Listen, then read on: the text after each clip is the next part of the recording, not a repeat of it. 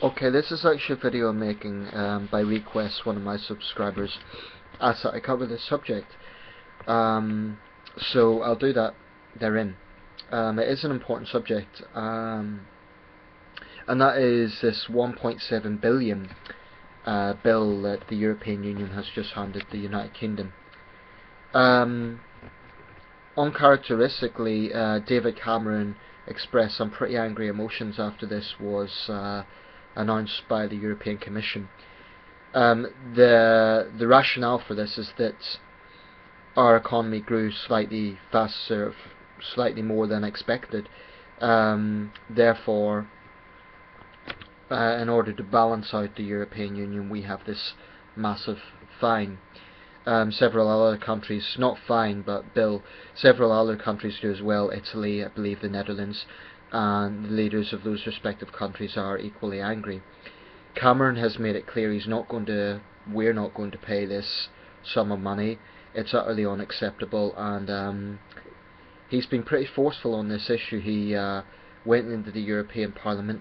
He made it clear to his colleagues that this is something that needs to be discussed urgently.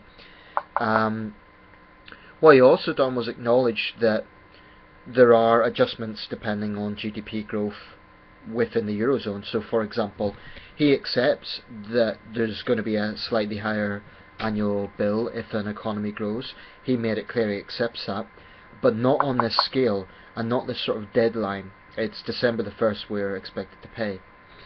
So how do I, as a normal citizen, feel about this? Well, to me it just demonstrates the utter arrogance of European bureaucrats. And I want to make it clear, I'm someone who does not believe in pulling out of the EU, but who does strongly believe in big reforms therein. Just to clarify, the reason I don't believe in pulling out of the EU is because I do believe that there are some benefits to being in the EU, big benefits. There are a lot of public services that are actually paid for by the EU. Look at the number of leisure centres, educational institutions, jobs for that matter, that are directly linked to the EU.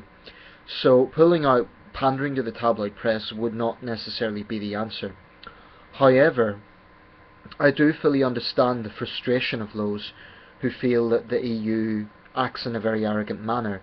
I do believe this is an organisation run by bureaucrats who aren't really living in the real world.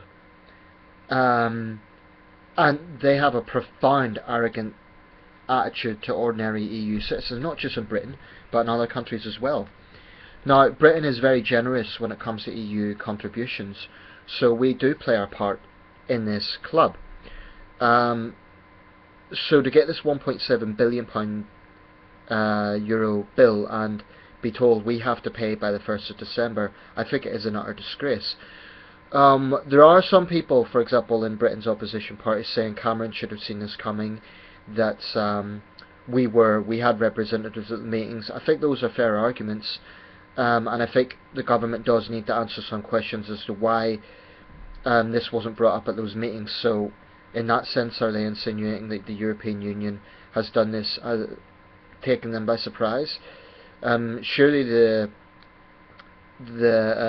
circumstances of this should have been discussed at those meetings. Other countries are in line for a rebate because their economy is in a state where it's... I should say at this point, I'm not an economist, so I'm not making this video from an economic perspective. Perhaps that's the only reason I've been reluctant to make it so far, because really economics is not my strong point, so I'm reluctant to wade into those sort of waters. But I do feel frustration that we could be handed such a massive bill when we're actually one of the EU's biggest contributors. So it seems like a slap in the face in many ways. I accept that if our economy is growing, there is going to be some adjustments, and even the Prime Minister has accepted that. But on this scale, and to have a deadline of the 1st of December, I think it's a total disgrace. All this is going to do is polarise British opinion against the EU and call for further demands for an in-out vote. I don't think we should leave the European Union, and I think most politicians in the big three parties don't. I suspect even most Tories know full well that leaving would not be the right answer. But what we should do is demand reforms, and really, really push hard for that. To be fair to David Cameron, I genuinely believe he has done more than any other Prime Minister to stand up for Britain, against the arrogance of Brussels bureaucrats. Now, I know Nigel Farage would disagree with that, but Cameron's went even further than Thatcher in this regard, so I think that needs to be acknowledged. I regard myself as a European. I know a lot of Britons don't. In that regard, I disagree. I am a European. Europe's part of our history. It's inseparable from British history. So this is not from a cultural perspective. It's simply from a perspective of how arrogant the EU as an institution has become. I still don't believe that pulling out is the answer, but I do understand the frustration of people who look at this and say, hold on, you have this organisation in another country, in Belgium, in Brussels, that can make so many decisions about the UK and we basically have no say on it. Now, it's not quite true that the EU is undemocratic, because we do elect members of the European Parliament. If people want, they can choose Eurosceptic parties like UKIP. But when it comes down to it, there are legitimate sovereignty issues, and I do think that some of the concerns about the EU need to be taken seriously. And until now, what the EU has sort of done is try to bully and silence its opponents by branding them extremists or nationalists or something like that. I believe that we do have a place in the European Union. I just would like to see much bigger reforms take place. I am concerned about totally leaving, which is what UKIP's intention is. I don't think we could go it alone in the 21st century. We need to work in an economic body like the EU, and if we pull out, it's very conceivable it will be very difficult to do trade with EU countries, because they'll want to punish us for unsettling this union.